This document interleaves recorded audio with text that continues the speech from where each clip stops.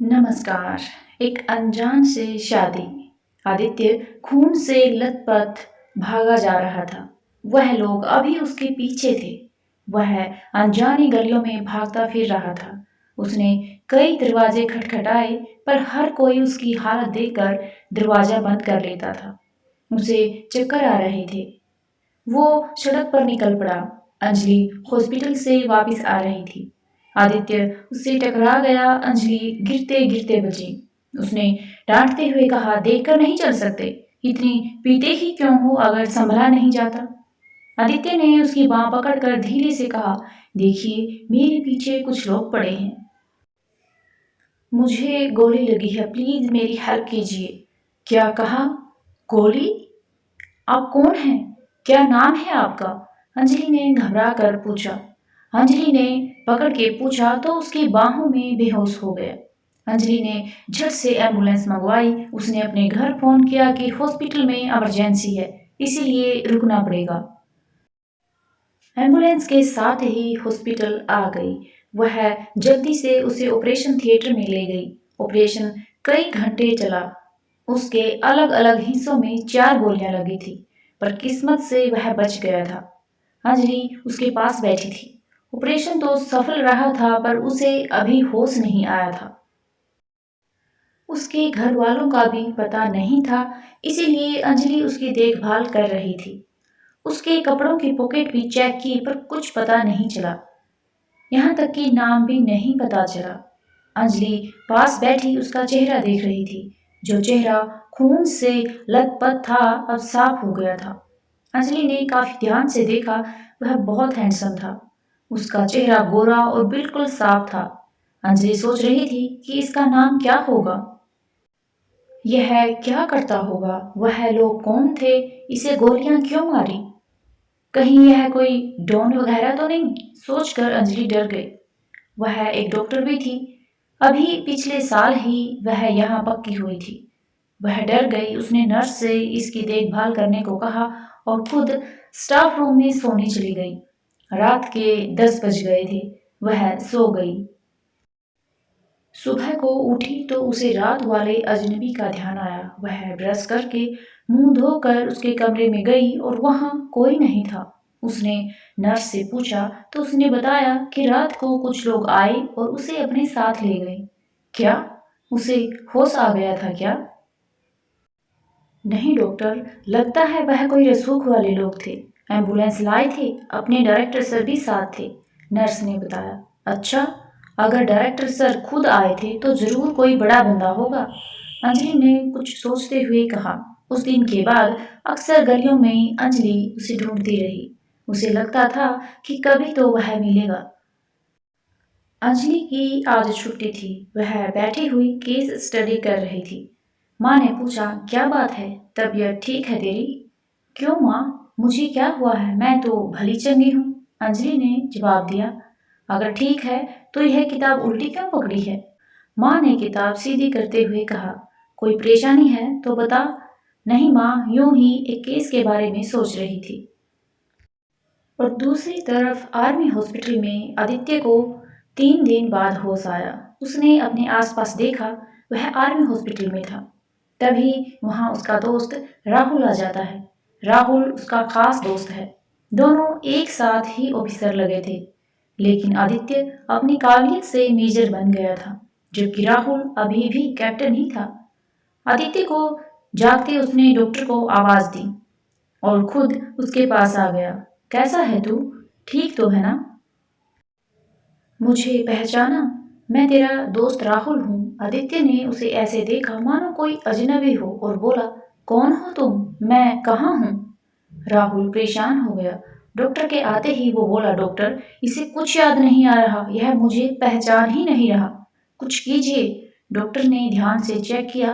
सब कुछ ठीक लग रहा था। ऐसा तो नहीं होना चाहिए। अपना नाम बताइए। जी, मैं मेजर आदित्य वर्मा। ओके, आप कहाँ हैं? आपको क्या हुआ था? कुछ याद है आपको? जी डॉक्टर, मुझे सब याद है। आपको किसने कहा कि इन्हें याद नहीं है? इन्हें तो सब याद है। राहुल कभी डॉक्टर को तो कभी आदित्य की तरफ देखता। उसके चेहरे का रंग उड़ गया था। सिर्फ आंसू आने बाकी थे। वह आदित्य के पास आया। तुम मुझे पहचानते हो? हाँ यार, तुझे अगर कह भी दूं कि नहीं पहचानता तो तू कौन सा मेरा पीछा छोड़ देगा? उसने हंसते हुए कहा। राहुल बोला, साले शुक्र कर बेड पर पड़ा है, नहीं तो मार मार कर भर्ता बना देता। पर तेरा यह हाल किसने किया? सीक्रेट मिशन पहले कर्नल को खबर कर देना कि मुझे उनसे मिलना है। फिर कुछ याद करके बोला, मुझे यहाँ कौन लाया? हमें खबर मिली थी कि तू सिटी हॉस्पिटल में है, तो हम जाकर ले आए। आज 3 दिन बाद होश आया है तुझे। भगवान की कृपा से बच गया, वरना मारने वालों ने तो कोई कसर नहीं छोड़ी थी। राहुल ने कहा। क्या कहा? मैं सिटी हॉस्पिटल में था? तुझे कुछ पता है मुझे वहां कौन ले गया? आदित्य ने पूछा। नहीं, हमें तो हेड ऑफिस से फोन आया था कि तुम्हें जाकर ले आए। हम गए और ले आए। मैं तो तुम्हारी हालत देखकर घबरा गया था, कुछ सूझा ही नहीं। क्यों, क्या कोई बात है? राहुल बोला। हाँ यार, मुझे थोड़ा सा याद है, एक चेहरा था बड़ा प्यारा सा, उसने मुझे गले लगा लिया, मानो कोई आसमान से अप्सरा आई हो मुझे बचाने। उसकी खुशबू मेरी सांसों में बस गई। सच्ची? हाँ, एक नर्स बैठी तो थी वहां पर। वह तो मैरिड लग रही थी। हाँ, नहीं, लग नहीं रही थी, पक्का मैरिड ही थी। उसने सिंदूर लगाया हुआ था, मंगलसूत्र भी पहन रखा था। वह अप्सरा तो नहीं थी, मगर हाँ, वह माता रानी है, तुझे बचाने वाली। राहुल ने हाथ जोड़ते हुए कहा। क्या? हो सकता है शायद मुझे बेहोशी में सपने आ रहे हों।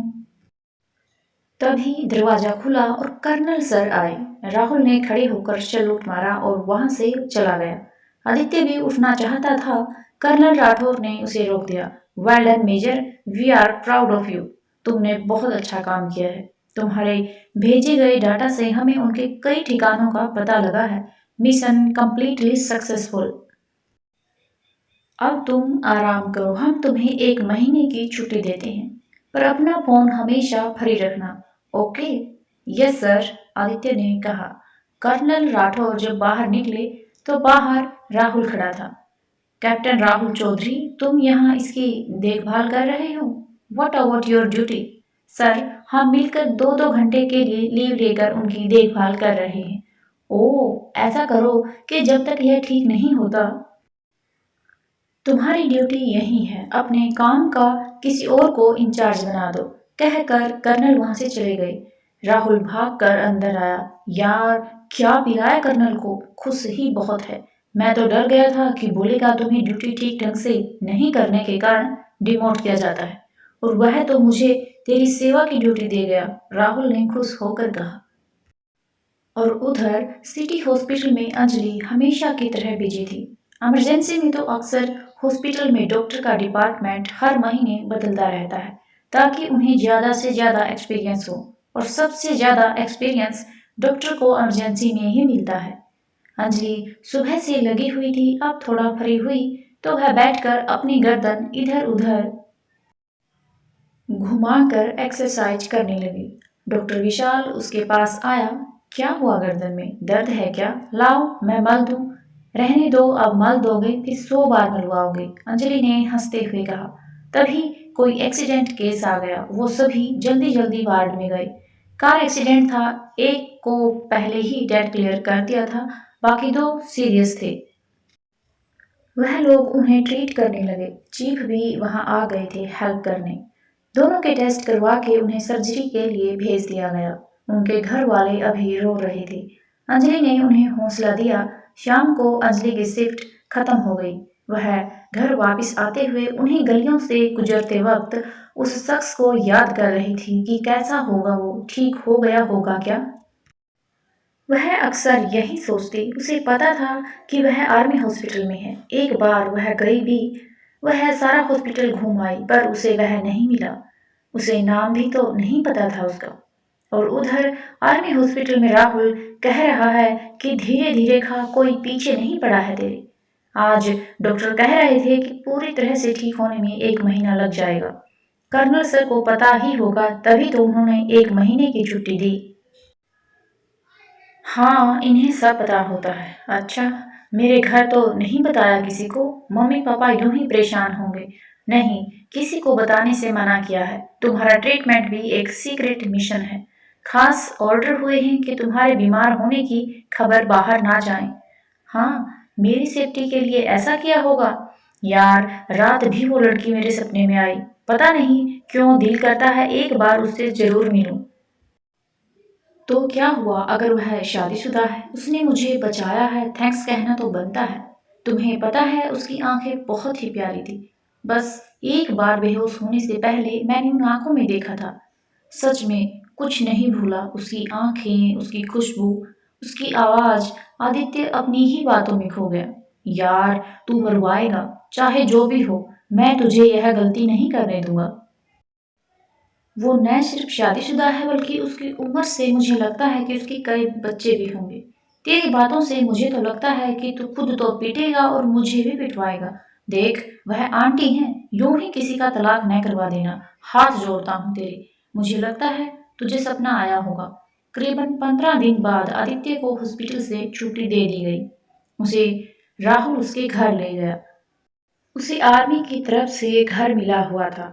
रैंक के हिसाब से 5 कमरे वाला घर उसे मिलना था, पर आदित्य ने अकेले ही रहना था तो उसने 2 रूम सेट ले लिया था, जिसमें सबसे पहले आदित्य घर आकर ऐसा बिहेव कर रहा था मानो बिल्कुल ठीक हो गया हो।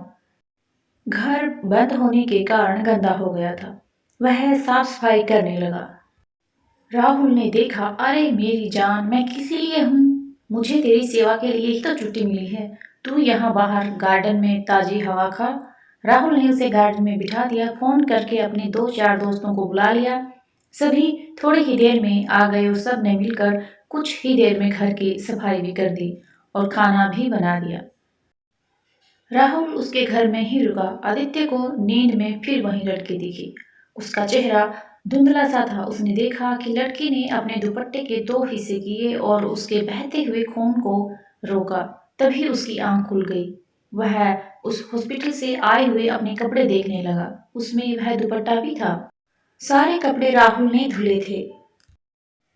आदित्य दुपट्टा लेकर राहुल के कमरे में गया। उसने राहुल को जगाया। राहुल, देख, मैंने कहा था ना कि वह मेरा सपना नहीं था। उसने सच में मेरी मदद की थी। यह देख उसका दुपट्टा। राहुल ने फोन उठाकर देखा। टाइम 5:30 हुए थे। आम दिनों में तो वह सब इस वक्त पर एक्सरसाइज भी कर लेते थे, पर अब थके होने के कारण राहुल को उठना बुरा लग रहा था। पर दोस्ती से बढ़कर कुछ भी नहीं। उसने उठकर दुपट्टा देखा। हाँ, यह तो तेरे उन कपड़ों में था जो तूने उस दिन पहन रखे थे। वही तो कह रहा हूँ कि यह उसका दुपट्टा है जो उसने मेरा खून रोकने के लिए बांधा था। इसका मतलब है कि वह लड़की थी। हो सकता है कि वह नर्स बाद में आई हो। इमरजेंसी वार्ड में एक नया न्यूरोलॉजी डॉक्टर रमन आया। चीफ ने सबसे उसे मिलाया। उसने अंजलि को देखा तो देखता रह गया। उसने सबके जाने के बाद डॉक्टर रितेश से अंजलि के बारे में पूछा। यह वही डॉक्टर अंजलि है ना जिसने पूरे इंडिया में टॉप किया था?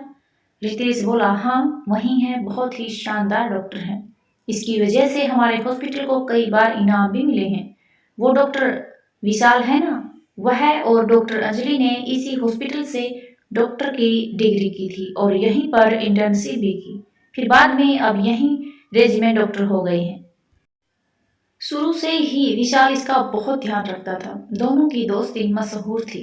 पहले तो सभी इनके रिश्ते को बदनाम करते थे, पर जैसे जैसे टाइम बीतता गया सबको पता लग गया कि इनमें प्यार नहीं बल्कि सच्ची पाक दोस्ती है। इस दौरान विशाल ने कई लड़कियों से फ्रेंडशिप की, पर अंजलि ने पढ़ाई के सिवा कुछ नहीं किया। रमन अंजलि की खूबसूरती देखता रह गया। रमन जब अंजलि से मिला तो उसने कहा, मैंने आपके बारे में बहुत सुना है। सच कहूँ तो मैं आपका बहुत बड़ा फैन हूँ। आप इतने इंटेलिजेंट हैं। कमाल है, न्यूरो सर्जन होकर भी आपको दूसरे इंटेलिजेंट लगते हैं। मैं तो आपसे बहुत जूनियर हूँ। रमन कुछ बोलता इससे पहले ही विशाल आ गया। यार, क्या कर रही हो? चाय ठंडी हो रही है, जल्दी चलो। विशाल उसे खींचते हुए ले जाने लगा। 1 मिनट रुको तो सही। डॉक्टर, आप चाय पियेंगे? अंजलि ने रमन से पूछा, पर रमन ने मना कर दिया। सो वो चले गए और दूसरी तरफ आर्मी कॉलोनी में आदित्य बैठा आराम कर रहा था। राहुल सुबह काम पर जाते हुए बोला, देख मैं जा रहा हूँ, सारा काम कर दिया है। ब्रेकफास्ट कर लेना, लंच में मैस से ले आऊँगा, ठीक है? आराम करना, यूं ही कोई काम मत करने लग जाना। ओके मेरी माँ, कुछ नहीं करूँगा, अब तू जा, लेट न हो जाना। राहुल के जाते ही आदित्य तैयार हो गया। उसने जल्दी जल्दी नाश्ता किया और सिटी हॉस्पिटल चल दिया। वहाँ उसने नर्स से पूछा, क्या आप बता सकती हैं कि आज से 15 दिन पहले रात के 8 बजे मुझे यहाँ कौन लाया था? सॉरी, मैं मैटरनिटी लीव पर थी, कल ही वापस आई हूँ, इसीलिए मैं किसी और से पता करती हूँ। वह अंदर जाकर औरों से पूछती है तो उसे पता चलता है कि किसी को भी नहीं पता, क्योंकि उसके पास इसका कोई रिकॉर्ड ही नहीं था। सारी इन्फॉर्मेशन डिलीट कर दी गई थी। आदित्य निराश होकर वहां से वापस आ गया। वह उस गली में घूमने लगा कि शायद वह लड़की मिल जाए। वह हर आने जाने वाली लड़की के मुंह को ध्यान से देख रहा था। किसी ने पुलिस को फोन कर दिया। पुलिस जल्द ही वहां पहुंच गई और उसे पकड़कर थाने ले गई। सिटी पुलिस स्टेशन में इंस्पेक्टर बोला, ओह ग्रेट, तुम आर्मी ऑफिसर हो, अब तो तुम्हारा जुर्म और भी बड़ा है। तुम ऐसा कैसे कर सकते हो? सर, मैं कोई गलत इरादे से वहां नहीं गया था। असल में मैं वहां किसी को ढूंढने गया था।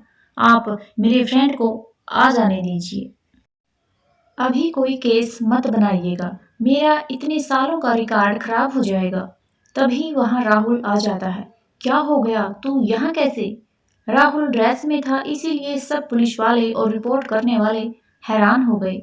राहुल ने इंस्पेक्टर से कहा, सॉरी सर, असल में यह हमारे मेजर हैं, हम एक सीक्रेट मिशन पर हैं।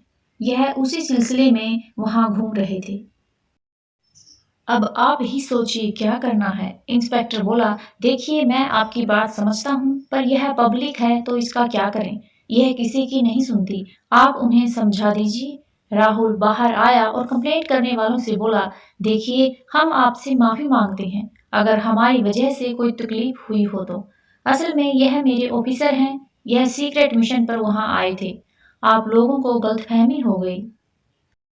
कहानी पसंद आई हो तो प्लीज़ वीडियो को लाइक, शेयर और चैनल को सब्सक्राइब जरूर करें। वीडियो देखने के लिए आप सभी का बहुत बहुत धन्यवाद।